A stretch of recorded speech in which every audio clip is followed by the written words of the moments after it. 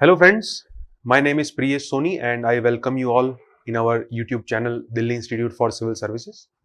आज हम ऐसी 3 गलतियों के बारे में बात करेंगे जो आमतौर पे हर यूपीएससी एस्पिरेंट करते हैं while preparing for this examination, right? So let us begin with जो सबसे पहली गलती यूपीएससी एस्पिरेंट्स या कोई भी एस्पिरेंट करते हैं वो है being in their comfort zone.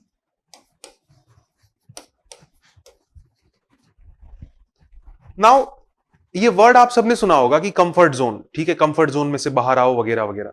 But the question is what is comfort zone? Comfort zone होता क्या है? In comfort zone people like to do what they are doing and they don't like to change themselves. लोग ऐसी चीजें करना पसंद करते हैं जो ऑलरेडी वो लोग करते आ रहे हैं और वो अपने आप के अंदर कोई बदलाव लाना पसंद नहीं करते हैं। जैसे फॉर एग्जाम्पल कि अगर आप प्रिपरेशन स्टार्ट करने से पहले सुबह जल्दी नहीं उठते थे, ठीक है, और मान लो कि आप कोचिंग जा रहे हैं, अर्ली मॉर्निंग की आपकी बैच है, तो फिर आप चेंज करते हैं अपने आप को कि भाई अभी मुझे अर्ली मॉर्निंग बैच ज्वाइन नहीं करनी, मुझे कोई इवनिंग बैच ज्वाइन करनी है, even if you know that morning batch will be more beneficial to you. So comfort zone का मतलब यह है कि आप अपने अंदर कोई बदलाव नहीं ला रहे और आप जो भी करते आ रहे हैं उसी चीज को आप रिपीट करते रहे। अब यहां पे मोस्टली एस्पिरेंट्स गलती कहां पे करते हैं? They know that this change will be positive for them. ये चेंज जो है वो आपके अंदर पॉजिटिविटी ला सकता है। जैसे फॉर एग्जाम्पल कि when you were in college, और जब आप स्कूल में थे तो आपकी रीडिंग हैबिट कुछ अलग हुआ करती थी। जब आप स्कूल में थे तो आपको बताया जाता था कि इतने इतने पैराग्राफ्स आपको पढ़ने और यहीं से क्वेश्चन आएंगे। जब आप कॉलेज में थे तब आपको बताया जाता था कि ये मेन पॉइंट्स पढ़ने हैं जिसके ऊपर से आप आंसर खुद फ्रेम कर सकते हैं। But when you are preparing for this examination, जब आप सिविल सर्विस एग्जामिनेशन की प्रिपरेशन करते हैं तो आपको आपकी रीडिंग हैबिट जो है वो चेंज करनी पड़ती है।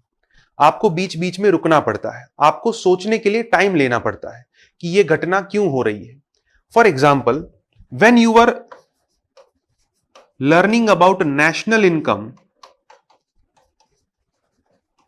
When you are in school, जब स्कूल में नेशनल इनकम पढ़ते थे आप, तो उस वक्त आपको एक क्रोनोलॉजी दी जाती थी कि भाई नेशनल इनकम का मतलब ये होता है, इस तरीके से आपको पढ़ना है, दैट्स इट, और इतना ही लिखना है।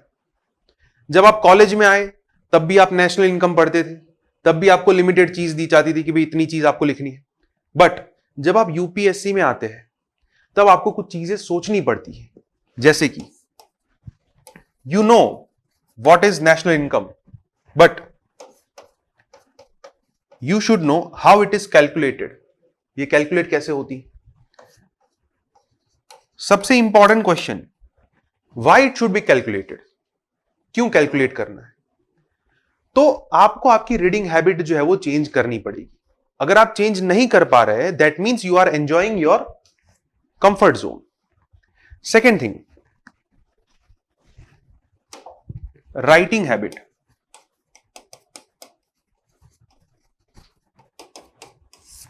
ये एक ऐसी चीज है जो हर एस्पिरेंट इसके अंदर प्रॉब्लम फेस करता है, राइटिंग हैबिट। जैसे फॉर एग्जांपल कि कॉलेज के दिन में आप एग्जाम के 10 दिन पहले से पढ़ाई स्टार्ट करते थे, एग्जाम देते थे और एग्जाम क्लियर कर देते थे। बट जब आप यूपीएससी की प्रिपरेशन करते हैं, आपको पहले दिन से राइटिंग की हैबिट डेवलप करनी है। मैं ये नहीं कह रहा हूं कि पहले दिन से आपको आंसर राइटिंग करना है, नहीं, आपको राइटिंग की हैबिट डेवलप करनी है। राइटिंग एक ऐसी चीज है कि जिसमें मोस्टली एस्पिरेंट एक टाइप का फैटीग या एक टाइप की थकान जो है वो महसूस करते हैं। उसके बहुत सारे रीजन है, हम रीजन पे नहीं जा रहे हैं, ठीक है, बट आपको राइटिंग हैबिट जो है वो डेवलप करनी है। उसका रीजन ये है कि आप बिना सोचे पढ़ सकते हैं, बट आप बिना सोचे लिख नहीं सकते। When you are writing something, you have to engage your mind in the writing itself। जो भी आप लिख रहे हैं उसके अंदर आपको आपके माइंड को एंगेज रखना पड़ेगा। तो राइटिंग हैबिट के अंदर भी आपको आपके कंफर्ट जोन में से बाहर आना पड़ेगा। देन उसके बाद बहुत सारे एस्पिरेंट जो गलती करते हैं कि वो पढ़ने के ऊपर तो फोकस करते हैं, वो पढ़ते बहुत है। बहुत सारे स्टूडेंट्स मेरे पास आते हैं कि सर हम पढ़ते बहुत, दिन में 4 घंटे 5 घंटे 12 घंटे पढ़ते, लेकिन फिर भी हम टेस्ट के अंदर अच्छा स्कोर नहीं कर पाते। उसका रीजन ये है कि this exam is not about reading, this exam is not about reading, this exam is about score. अगर आपका स्कोर अच्छा है then you will clear this exam, अगर आपका स्कोर अच्छा नहीं है तो एग्जाम क्लियर नहीं कर पाएंगे। अब ये जो हमारी एजुकेशन सिस्टम है कि भाई पढ़ने से ही स्कोर मिलता है, ये सिस्टम यहां पे अप्लाई नहीं होती। पढ़ने से आपको स्कोर मिलता है, but what can give you more scorability in UPSC, that is your practice. You have to practice more and more MCQs, you have to practice more and more mains questions, तब जाके ये चीज possible होगी। So the first mistake that everyone do is being in their comfort zone. जब तक आप आपके comfort zone में हैं तब तक आप इस एग्जाम को क्लियर नहीं कर पाएंगे। डेली सोशल मीडिया के ऊपर आप स्क्रॉलिंग करते हैं, आपको खुद को ही नहीं पता कि कितना टाइम आपका वहां पे वेस्ट हुआ, तो आपके लिए ये एग्जाम जो है वो नहीं बनी।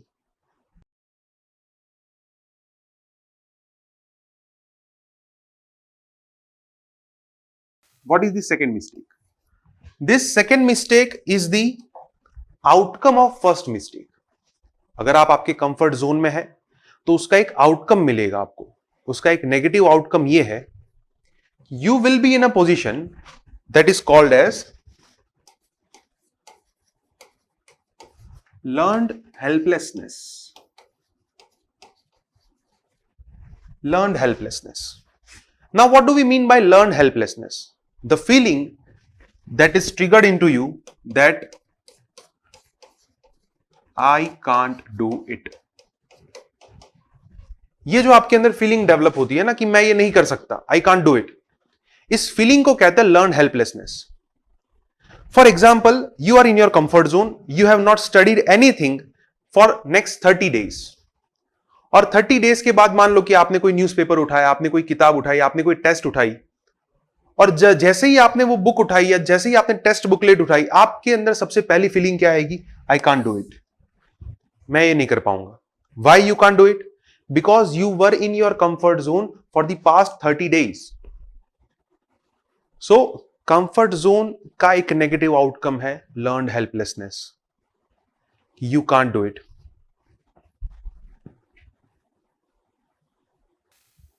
Now let us see there are certain examples of learned helplessness, जो कि आप सब कभी ना कभी अपने आप से ये क्वेश्चन पूछते होंगे।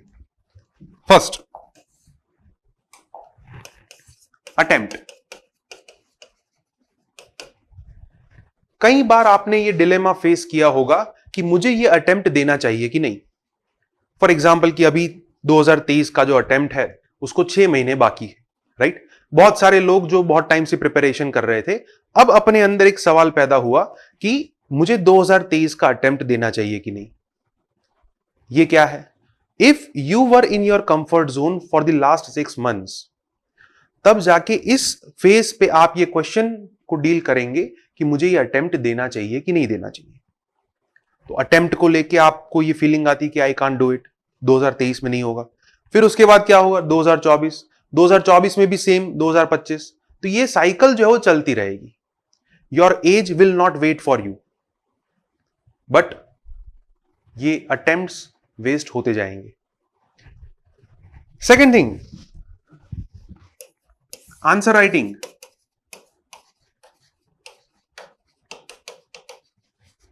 आंसर राइटिंग याद कीजिए, अगर जो लोग ये वीडियो देख रहे हैं, आपने जब भी फर्स्ट टाइम आंसर राइटिंग की थी, आपके हाथ नहीं चल रहे थे, या अगर मान लो जिन्होंने अभी तक आंसर राइटिंग नहीं की है, अगर अभी इसी मोमेंट पे आप आंसर राइटिंग स्टार्ट करते हैं, तो फर्स्ट टाइम में आपके अंदर एक डर रहेगा कि नहीं, मेरे से आंसर राइटिंग नहीं होगा। तो ये आई कांट डू इट वाली फीलिंग आई कहां से? जब हमने आंसर राइटिंग प्रैक्टिस के बारे में सोचा नहीं, जब हमने वो हैबिट डेवलप नहीं की। I am not talking about answer writing, habit, writing habit. 3, reactions. जब भी आप कोई एक्शन लेते हैं, एक्शन के अंदर एक यूपीएससी एस्पिरेंट के लिए कौन कौन सी एक्शन हो सकती है? जैसे आपने कोई चीज जो एनसीईआरटी पढ़ी आपने, फॉर एग्जांपल, फॉर एग्जाम्पल आपने कोई रेफरेंस बुक पढ़ी है, आपने कोई आंसर लिखा है, आपने कोई टेस्ट दिया है, ये सब आपकी एक्शंस। उसका जो रिएक्शन आता है, उस रिएक्शन से आपके अंदर एक फीलिंग ट्रिगर होती है, I can't do it. For example आपने कोई टेस्ट दी, 200 मार्क की टेस्ट थी, और उसके अंदर मान लो यू स्कोर्ड 30 आउट ऑफ 200, और आपके दोस्त के 100 मार्क आए, तो आपके अंदर एक फीलिंग ट्रिगर होगी कि मेरे से ये नहीं होगा। आप ये नहीं देख रहे कि प्रीवियस टेस्ट के अंदर आपके 20 मार्क थे, अब 30 हो गए, तो 10 मार्क का इंक्रीमेंट हुआ है। बट आप ये जरूर देखेंगे कि बाजू वाले के 100 मार्क आए हैं, तो उसका क्लियर हो जाएगा, मेरा नहीं होगा। Why? Because you didn't develop your habit. आपको हैबिट डेवलप करनी पड़ेगी, ज्यादा से ज्यादा टेस्ट प्रैक्टिस करनी पड़ेगी, तब जाके ये चीज पॉसिबल होगी। So the second mistake that you should avoid is learn helplessness. ये चीज आपको अवॉइड करनी है।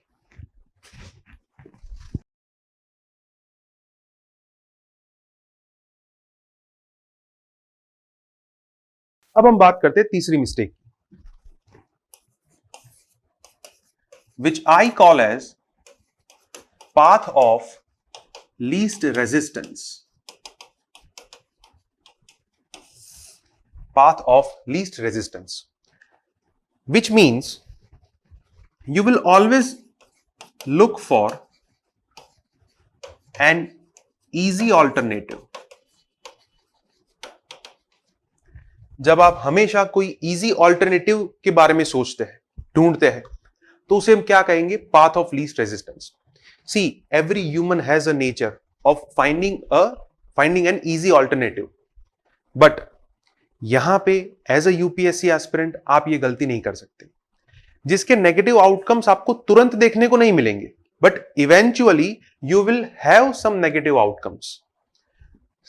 Late us take some examples. Many UPSC aspirants waste their time or spend their time in watching so many YouTube videos. It can be on current affairs, it can be on any topic, which you know that it is not going to be asked in UPSC examination, but still you watch it because you are finding it entertaining.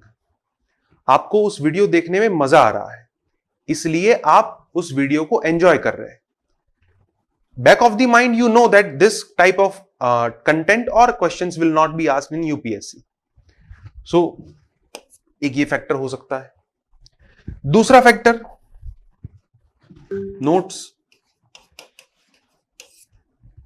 जैसे मैंने आपको बताया कि आप बिना सोचे लिख नहीं सकते, तो सीधी सी बात है, जब बिना सोचे आप लिख नहीं सकते तो आप आपकी नोट्स भी नहीं बना सकते।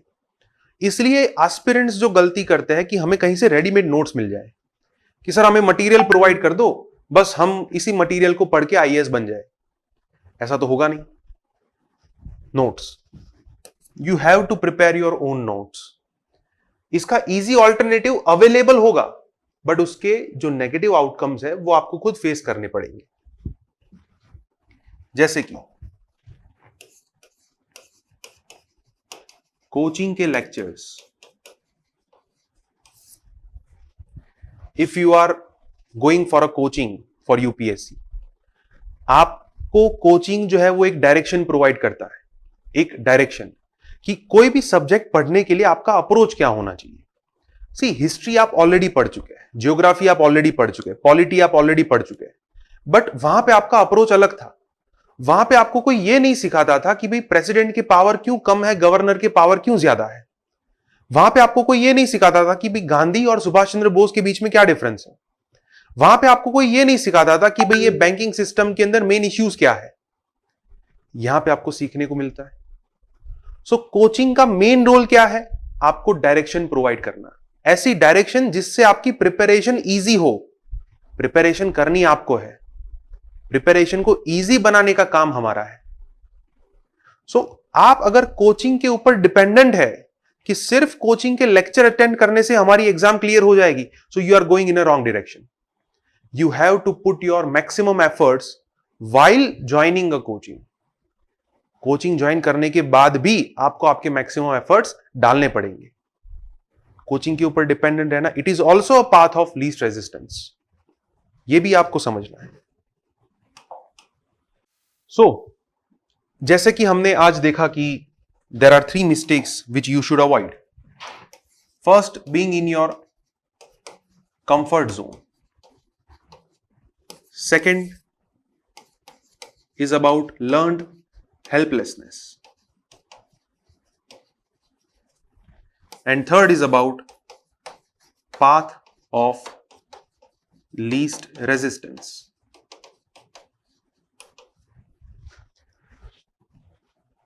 Anything worthwhile will not be achieved easily.